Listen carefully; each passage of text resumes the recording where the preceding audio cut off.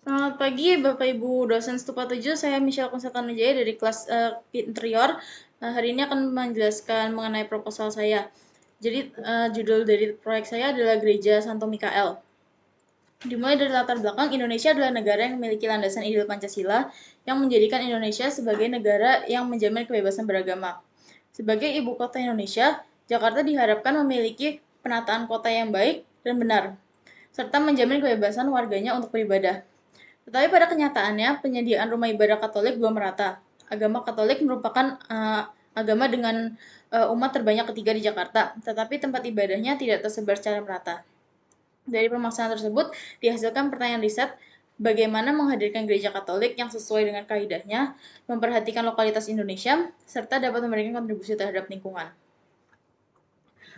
Landasan teori dimulai dari dasar pemikiran Timur dan Barat, di mana Timur lebih mengutamakan pada intuisi dan hidup berdampingan dengan alam semesta, menyesuaikan diri dengan alam semesta. Sedangkan pemikiran Barat lebih rasional dan mementingkan kepentingan manusia di atas kepentingan alam. Arsitektur Nusantara erat hubungannya dengan pemikiran Timur, di mana tercermin dari tata ruangan rumah adat Bali yang mereka menggunakan peraturan Astakosala dalam penataannya. Lalu pada arsitektur candi juga menggunakan siluet bangunan secara keseluruhan untuk menghormati dewa-dewi yang ada di puncak gunung. Dalam penentuan lokasi dilakukan mapping dari fasilitas peribadatan Katolik yang dimana didapatkan bahwa belum merata. Lalu dipilih rumah abu sebagai fungsi pendukung karena berdasarkan mapping belum ada rumah abu di dalam kota, dalam konteks ini untuk umat Katolik di dalam kota. Lalu mengenai diagram horizontal dimulai dari pertanyaan gereja Katolik yang belum tersebar merata di Jakarta. Hal ini menyebabkan mobilitas warga yang menimbulkan kemacetan sehingga memberikan kesan kurang baik bagi Jakarta. Lalu ditentukan lokasi berdasarkan mapping. Kehadiran gereja ini ditujukan bagi umat beragama Katolik dan masyarakat lain untuk beraktivitas. Karena salah satu dari harapan proyek ini adalah untuk mewujudkan kerukunan antar umat beragama. Untuk mewujudkan harapan tersebut, gereja menyediakan ruang kegiatan tanpa melupakan bahwa gereja adalah tempat yang sakral. Metode desain yang digunakan adalah metode desain lokalitas. Metode ini dipilih untuk menghargai kebudayaan lokal, dalam prosesnya juga memanfaatkan kemajuan teknologi. Dikutip dari buku peta metode desain karya Agustinus Sutanto, globalitas dan lokalitas bukan sesuatu yang untuk dipertentangan, tapi harus dapat saling melengkapi. Berdasarkan kutipan tersebut, maka dalam proses desain ini tidak hanya dipelajari karakteristik arsitektur lokal, tetapi juga karakteristik arsitektur global yang dalam kasus ini gereja. Berikutnya ada beberapa studi presiden yang saya ambil, yaitu yang pertama Saint Peter Basilica. Dia memiliki pemakaman di bawah lantai basementnya. Dia desainnya memberikan akses bagi penerangan alami untuk masuk ke dalam ruang gereja. Berikutnya adalah Hagia Sophia, di mana awalnya adalah gereja, lalu dialihfungsikan sebagai museum, lalu dialihfungsikan sebagai masjid.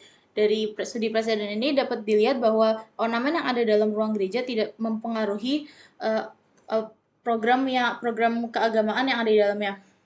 Selanjutnya adalah Gereja Maria Assunta karya Romo Mangun yang menggunakan arsitektur lokal timur, yaitu arsitektur Jawa.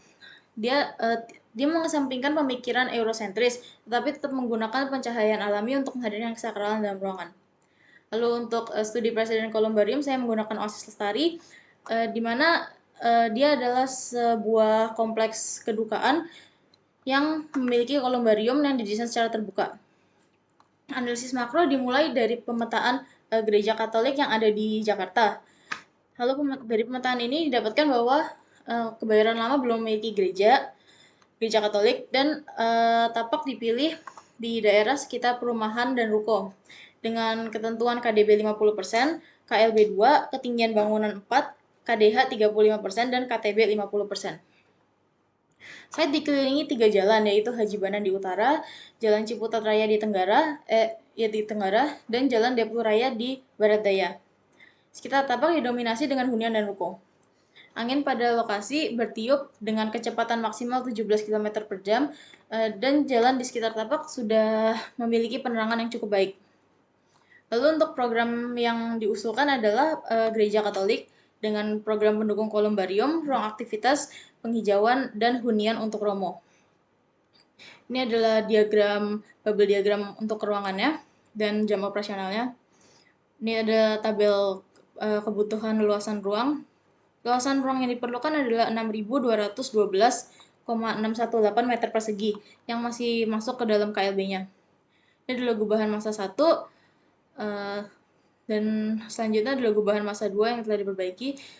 Dia menggunakan titik di depan perempatan sebagai titik pintu masuk utama karena paling banyak dipandang, karena di situ adalah tempat yang paling ramai.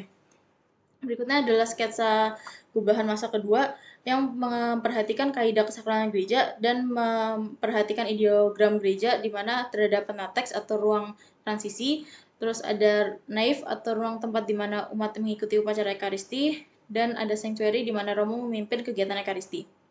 Ini adalah gubahan massa kedua dari beberapa titik di sekitar tapak. Pada pengembangan gubahan massa di desain atap yang menganut nuansa lokalitas. Dari dua desain ini yang dipilih adalah desain yang kanan karena dia lebih menonjolkan nuansa lokalitas dengan atap lananya. Lalu berikutnya pengembangan gubahan massa 2 dilakukan karena kekurangan keindahan visual di daerah timur laut dan barat laut tapak. Setelah perubahan ada beberapa massa yang dipotong dan penambahan dekorasi patung di ujung barat laut. Barat laut. Ini adalah dena skematik project. Ini adalah basement. Lalu ini adalah semi basement. Di situ juga ada Gua Maria.